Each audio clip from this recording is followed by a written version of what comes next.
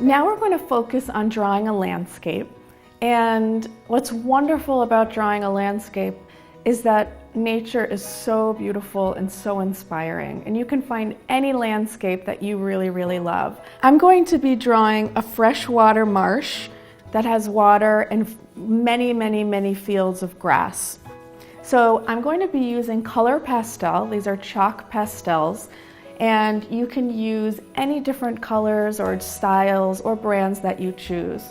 What I'm going to start with is I want to look at my landscape and I want to look at the basic shapes and the basic forms. So basically, the front of my landscape is water, it's the marsh, and there's a line where the water meets the grass. So I'm going to throw that in. And then there's grass in the front that's very dark green. The field continues backwards into space, and that area is much lighter. And I'm going to draw a simple line to show where the darker greens become lighter. Now I'm going to take just 3 basic colors. Top part of my landscape is a yellowish green. So I'm going to take out yellow and a green and white as well. And I'm going to block it right in. I'm going to use the side of my pastel. And I'm going to make this whole area one color. I'm using the side of my pastel. I can move it around in whatever direction I want. And my goal is to really cover that whole area. It's not detailed, very unspecific, but getting some color there. I'll take my finger and I'll just rub it through, blending all of those colors together. So it doesn't just have to be one color, I can use multiple colors. I'm now going to come to the middle section, and for me, the landscape I'm creating, there are a couple of shades of dark green. So this time I'm going to take out a couple of greens, and I'm going to bring this green right through, again, with the side of my pastel, and really allowing myself to connect with the beauty of the landscape that I'm looking at. So I'm blocking in with the green, and I'm going to take just a touch of light green, not everywhere, but just in a couple of spots, more along the bottom where the grass meets the marsh, just to show a couple of shades of green. And once again,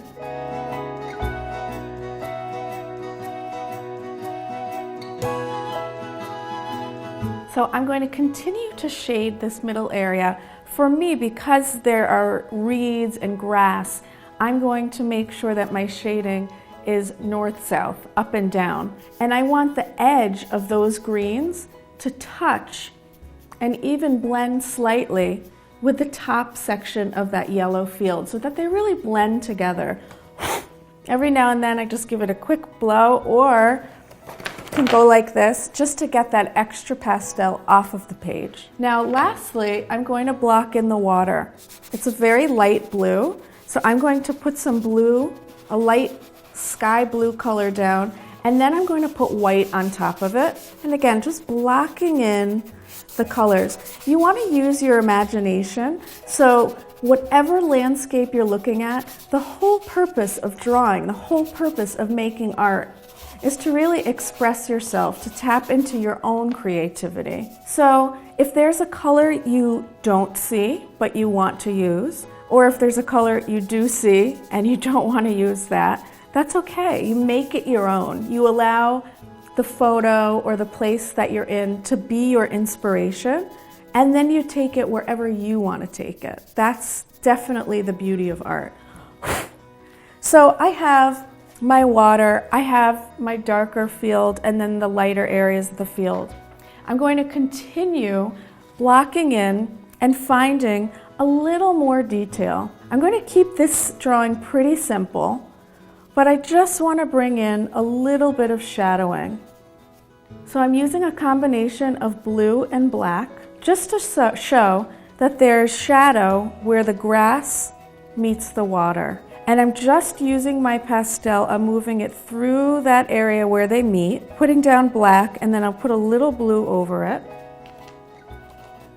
And eventually what I'm going to do is I'm going to blend it. I'm just going to take my fingers and through those darker areas, move right down the page to show a sense of reflection and a sense of shadow. Now, as I continue, I can work on this for as long or as short as I want. Right now, it's almost like an abstract landscape. If I were going to continue, I would bring in more reflections of the white, and I would bring in just more of a sense of light and more of a sense of movement. I'm not concerned about making this exactly like the photo I'm looking at. I'm allowing the photo to inspire me, and then I'm taking it to a whole different place. I'm also going to just now move into this field of green, and there are some more lights and darks.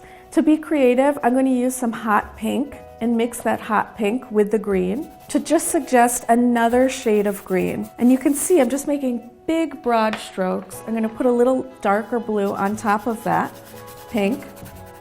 And again, I'm going to just really blend right through. Lastly, I'm going to come back in with my yellow. I'm going to add some touches of yellow and allow some touches of yellow to come through, because really all the field is in the back is a continuation of the darker grass in the front. And I'm going to allow that yellow section to intersect a little more with the green section. So as I continue, and I would plan to continue this, perhaps I'll work on it for 15 minutes, 30 minutes, an hour, whatever I choose, I'm going to just continue to bring more and more detail, but really just focusing on these blocks of color. So all a pastel landscape is are lots of different blocks of color, lots of shapes of color, mixing together. And little by little by little, you start to feel a sense of movement, you start to sense a feeling of depth, and you really start to sense a feeling of the earth. So as you continue your landscape, enjoy connecting to whatever it is that's the inspiration for you. And most importantly, relax, enjoy the experience of drawing, and enjoy using the color and your own sense of self-expression.